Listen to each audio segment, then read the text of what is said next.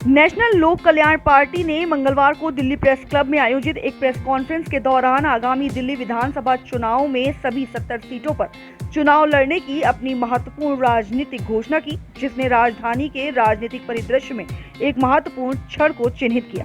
इस कार्यक्रम की अध्यक्षता NLKP के नेशनल और दिल्ली राज्य के नेतृत्व ने की। इस कार्यक्रम ने दिल्ली में शासन को फिर से परिभाषित करने की NLKP की रणनीति को रेखांकित किया।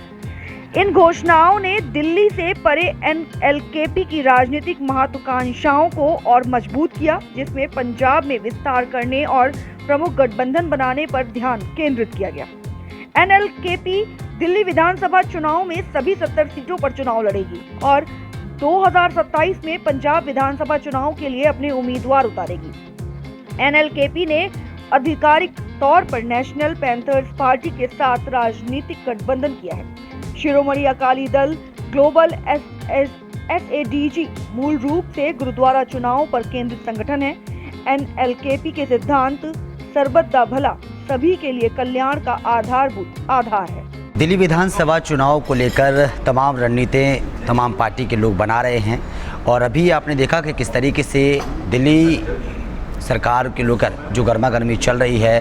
दिल्ली के मुख्यमंत्री अरविंद केजरीवाल ने इस्तीफ़ा दे दिया है, नया मुख्यमंत्री चुन लिया गया है और उसके बाद आतिशी को मुख्यमंत्री बनाया है। लेकिन अब दिल्ली की जनता क्या कहती है, ये तो फिलहाल जनता की राय हम बताते रहते हैं, लेकिन अब दिल्ली विधानसभा चुनाव को लेकर कई पार्टियाँ ऐलान कर रही हैं। हमारे साथ ऐसी शख्सियत मौजूद हैं, सरदार इंद्रप्रीत जी। सर, 2 पार्टियाँ आपने बनाई हैं, क्या कुछ पार्टियों का नाम है और किस तरीके का आपका? देखिए, हमने ना इतने सालों से जो यहाँ पर हम काम कर रहे हैं दिल्ली के लिए और पंजाब के लिए और पूरे देश के लिए, तो उसके अंदर अभी हमने 2 पार्टियों का संगठन किया है। एक हमने संस्था बनाई है जिसका नाम है शिरोमणि अकाली दल ग्लोबल। तो जो शिरोमणि अकाली दल ग्लोबल है, ये सिखों के, पंजाबियों के, देश के विदेश के मुद्दों के ऊपर काम करेगी और साथ में जो अभी SGPC के चुनाव होने जा रहे हैं उसके अंदर भी पार्टिसिपेट करेगी और आगे चल के जो दिल्ली के अंदर दिल्ली गुरुद्वारा कमेटी के इलेक्शन है उसके अंदर भी पार्टिसिपेट करेगी। तो ये है शिरोमणि अकाली दल ग्लोबल। ये सिर्फ सिखों की इन तरीके के इलेक्शंस के अंदर कंटेस्ट करेगी। दूसरी हमने पॉलिटिकल गुरुद्वारों में चुनाव होते हैं उसको लेकर, गुरुद्वारों के प्रबंध के लिए और सिख और पंजाबियों को देश और विदेश में एक साथ जोड़ने के लिए। हाँ, ये संगत के लिए भी काम करेगी। हाँ, सरबत दा भला संगत के लिए करेगी। और दूसरी जो हमने बनाई है संस्था, उसका नाम है नेशनल लोक कल्याण पार्टी। ये इलेक्टोरल पॉलिटिक्स करेगी। अभी जो दिल्ली के आने वाले विधानसभा है उसके ऊपर सारी 70 सीटों पे उतरेगी और साथ में आने वाले 2027 के पंजाब के चुनावों में भी सारी 117 सीटों पे लड़ेगी। 70 सीटों की रणनीति क्या है दिल्ली के हालात को देखते हुए, दिल्ली की राजनीति को देखते हुए? जैसे अभी आपने देखा कि दिल्ली सरकार जो है लगातार जिस तरीके से करप्शन के आरोप लगे, दिल्ली के खुद मुख्यमंत्री जेल गए, उससे पहले सत्येंद्र जैन यानी कि स्वास्थ्य मंत्री जेल गए, उसके बीच में मनीष सिसोदिया यानी दिल्ली के डिप्टी CM जेल गए और उसके बाद अब संजय सिंह भी जेल गए, सांसद जो हैं। अब संजय सिंह बेल पर हैं, मनीष सिसोदिया बेल पर हैं और अब दिल्ली के मुख्यमंत्री बेल पर आए हैं। अब उन्होंने इस्तीफ़ा दिया है, प्लान किया है और अब नया मुख्यमंत्री चुन लिया गया है। आपकी पार्टी की रणनीति क्या है, किन मुद्दों पर, गहरे मुद्दों पर काम करेगी और क्या लगता है कि दिल्ली के जो हालात हैं, दिल्ली की जो स्थिति है, किन मुद्दों पर? देखिए, जो आज हम लोगों ने प्रेस कॉन्फ्रेंस करी है उसका जोर शोर से हमें दिल्ली वासियों से बड़ा प्रेम और श्रेय मिला है। दूसरा, जो हम इतने सालों से दिल्ली के अंदर सरबत दा भला में सबके साथ काम कर रहे हैं, तो लोगों ने हमें बोला कि बुनियादी तौर पे जो हमारे मसले हैं आज भी टेकअप नहीं होते, तो क्यों नहीं अब आप विकल्प बन के इसको टेकअप करते। तो हमारी जो पूरी नीति रहेगी वो हर कॉन्स्टिट्यूएंसी से लोकल मुद्दे, जैसे अभी राजेंद्र नगर के अंदर जो हुआ, ये दिल्ली में कहीं पे भी कभी भी हो सकता है। इसी तरीके से जब बारिशें आ जाती है तो डूब जाती है दिल्ली।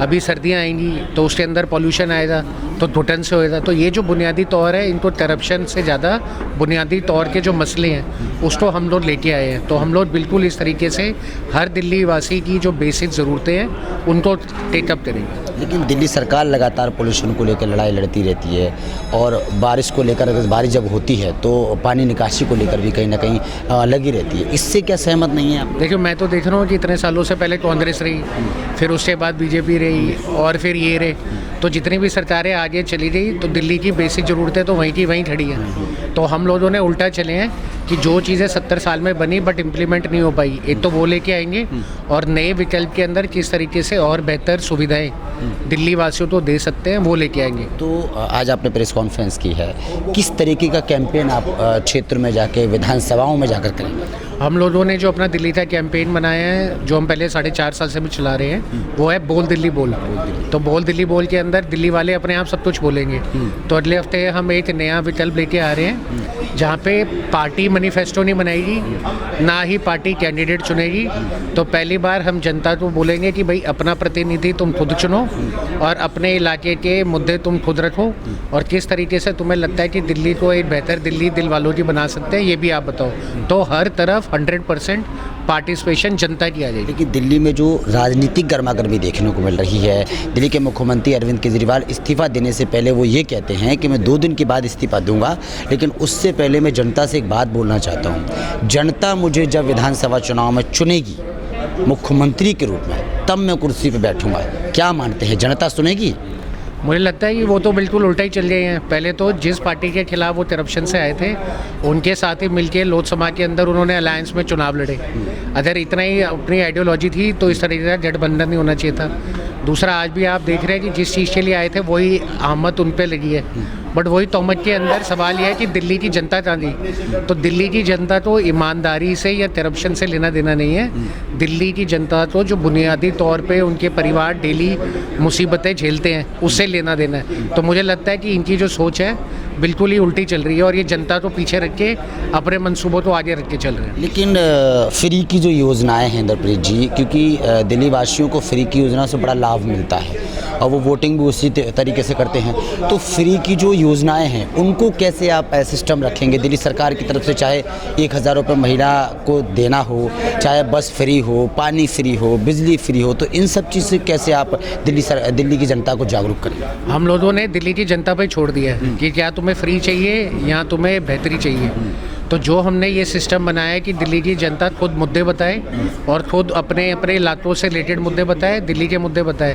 तो अगर जनता कहेगी कि हमें फ्री में ये चाहिए, तो अगर जनता की पुकार आएगी तो फिर उसको टेकअप किया जाएगा। और जनता बोलेगी कि हमें फ्री नहीं बट अच्छी सुविधाएं चाहिए ताकि दोबारा राजेंद्र जर जैसी चीज़ें ना हो, तो हम उस पर करेंगे। और जनता जिस तरीके से हमें बताएगी उसी का संकल्प पत्र बन के मैनिफेस्टो और पार्टी की आइडियोलॉजी बनेगी। एक सवाल और मेरा रहेगा, क्या इस पार्टी में सिख समुदाय के जो लोग हैं उनको ज़्यादा महत्व दिया जाएगा या सर्व समाज को दिया जाएगा? देखिए, पार्टी का नाम है नेशनल लोक कल्याण पार्टी, तो लोक कल्याण के लिए ये काम करेगी। तो हमारी तरफ से तो 70% जो 70 सीटें हैं उसको हम सारी की सारी लेडीज़ को भी उतार सकते हैं, अगर ऐसी लेडीज़ मिल जाए जो अपने एरिया को संभाल सके। तो सरबद्दा भला और चढ़ती कला जो हमारी सिखों की आइडियोलॉजी रही है उसी के ऊपर ये पार्टी रहेगी। तो सर्व धर्म और किसी भी कास्ट का कोई भी बंदा इस पार्टी के साथ जुड़ सकता है और ह्यूमैनिटी के लिए काम कर सकता है। तो महिलाओं को ज़्यादा महत्व देगी ये बात? मैं कहता हूँ हम तो तैयार हैं 70 की 70 सीटें देने के लिए। अगर ऐसी महिलाएं आए और एक बारी के लिए विकल्प ले कि इस बार दिल्ली को हम संभालेंगे, क्योंकि अगर वो परिवार संभाल सकती हैं तो समाज भी संभाल सकती हैं। तो हमारी पार्टी पहली पार्टी बन सकती है जहाँ 70 की 70 सीटें महिलाओं को देने के लिए हम तैयार हैं। अच्छा, एक सवाल और मेरा रहेगा कि दिल्ली वासियों से कितनी उम्मीद है आपको? क्या ये जो तमाम मुद्दे आपने रखे हैं, आपने कहा कि दिल्ली की जनता के ऊपर हमने छोड़ दिया है, वो फ्री की योजनाएं चाहती है या काम चाहती है, आइडियोलॉजी चाहती है, क्या?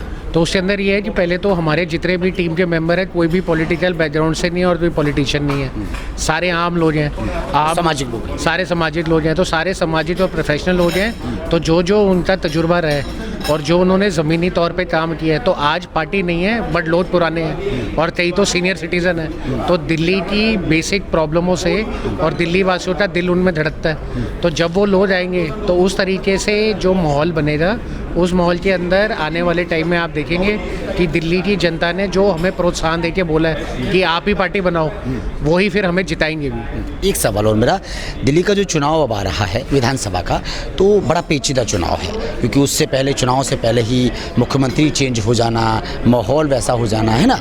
अब सवाल ये खड़ा हो रहा है कि कांग्रेस भी खड़ी हो रही है और कांग्रेस और आम आदमी पार्टी का इसमें तो गठबंधन होने वाला है नहीं, और बीजेपी भी खड़ी हो रही है। तो इन तीनों पार्टियों से आपकी जो नई पार्टी बनी है कैसे टक्कर लेगी, कैसे मतलब ये तीनों जाएंगे, वो अपनी बात रखेंगे, वो अपनी बात रखेंगे, उनके लोग अपनी बात रखेंगे, वो प्रधानमंत्री नरेंद्र मोदी की बात करेंगे, वो राहुल गांधी की बात करेंगे, वो केजरीवाल जी की बात करेंगे, आपका किस तरीके से?